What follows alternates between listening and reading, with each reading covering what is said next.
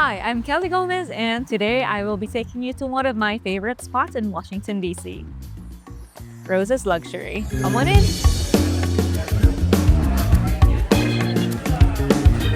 Opened in 2013 by Chef Aaron Silverman, this is more than just a restaurant.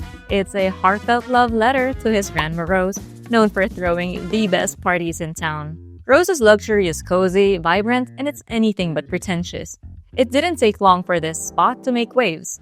In 2014, Bon Appetit crowned it the best new restaurant in America.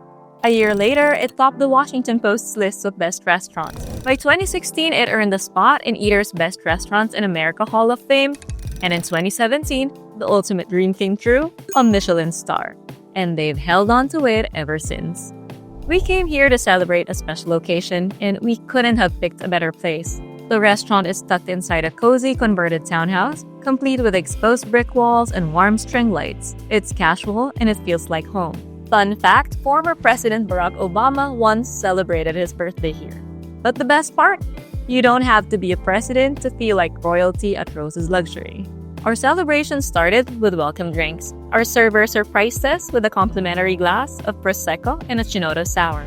Welcome to Rose's. My name is Chris. I'll be taking care of you. This mocktail is a non-alcoholic twist on Chinoto, the Italian bitter orange soda with egg white foam and shaved cardamom. Just the thing to set the mood for tonight. We settled in at the chef's counter, front row seats to all the kitchen magic. Rose's Luxury offers a 5-course choose-your-own adventure menu for $118 per person. And let me tell you, the menu itself is just as fun as the food. You'll probably smile a little while picking your dishes. And if you're feeling festive like me, treat yourself to the $75 wine pairing to elevate your adventure. Now let's dive in. We start with snacks, freshly baked Earl Grey brown butter Madeleines paired with a pear ginger butter, topped with freshly grated cinnamon. And I'm telling you, these little guys are so addictive, sweet, buttery, and dangerously good. To make things even better, they were served with a glass of champagne. First stop on the wine adventure, found the smallest bottle of champagne we have. Charles de Casanova, a very traditional producer, been around since 1811. It's going to be a blend of grapes, Chardonnay, but also Pinot Noir and Pinot Meunier. For the next course, we each pick a dish from the menu. First up, tuna tartar stuffed inside an avocado. This one is layered with crushed tortilla chips, a tangy passion fruit vinaigrette, guacamole, and a chip on top. Every bite is creamy, tangy, and just so good. But as delicious as it is, I'm even more excited to try Chef Silverman's signature dish, the pork and lychee salad. Got a lot of stuff going on in it. Coconut milk, herbs, peanuts, country ham sausage, coconut powder, garlic oil, garlic chips, and acid. Oh man, sometimes I forget everything that's in there. Everything's hidden underneath, and then the three things you see on top are the lychees, pile of red onions, and the whipped coconut milk. As the chef says, it's refreshing, sweet, salty, crunchy, and creamy all at the same time. Every bite is a flavor bomb. It's pretty damn good, that's all. Then comes the pasta round, and it was a dream. First up, spring lamb manfredi. These are long, thin lasagna noodles tossed in a hearty tomato lamb ragu. Each bite is pure comfort in pasta form.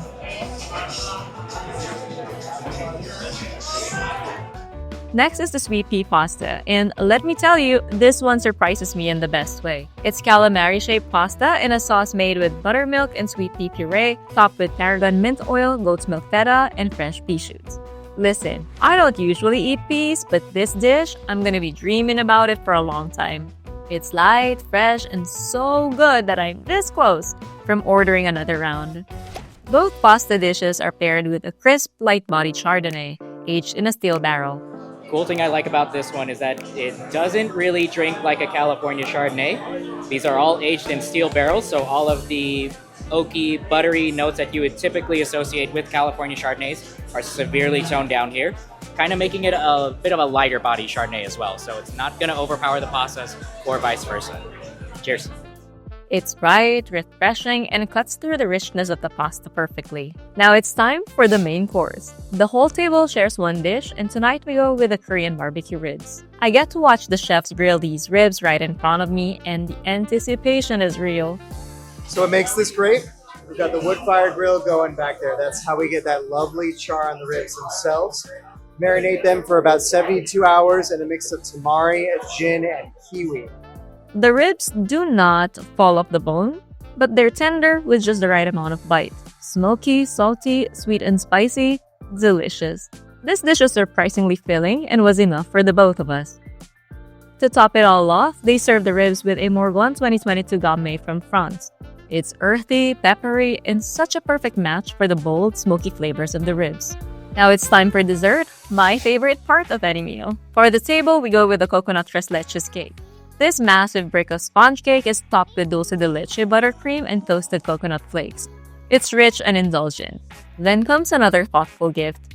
They bring out a mole negro sticky toffee pudding for us. This one is pure decadence, rich and chocolatey with just the right amount of spice. And it comes with a horchata ice cream and toasted peanuts. If you got a sweet tooth like me, you will love this. To make it even better, the desserts are paired with a 10-year tawny port from Portugal. It's smooth, not too sweet, and ties everything together. The total comes up to $354.93 plus a 20% tip for 2 people. And yes, that includes a cacio e pepe pasta kit you get to take home.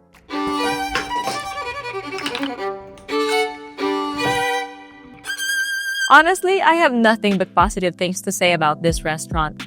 Totally worth it for a night of amazing food, wine, and good vibes. I just have one small wish specific to the seats we booked. But let me start by saying, the chef's counter is hands down the best seat in the house if you want to watch the kitchen in action. But I just wish the view wasn't as obstructed. While the servers were waiting on food, they often stay in the kitchen, blocking the view of the chefs. And let's be real, that's the main draw of sitting there. That said, it's a minor issue and honestly, it only bothered me at the start of service. Once the food and wine started rolling in, I completely forgot about it. Now let's talk highlights. For me, the pork and lychee salad and the sweet pea pasta absolutely stole the show. But really, every single course had its moment. Rose's Luxury isn't afraid to play with bold flavors and unexpected combinations, and they nail it every single time. I also want to highlight the service here. Our server, Chris, was friendly, engaging, and attentive. He went above and beyond to make sure we had an incredible experience. So, thank you, Chris. And those little surprises, the extra dessert, the welcome drinks, that kind of thoughtfulness turns a great meal into an unforgettable experience. They were really kind to us.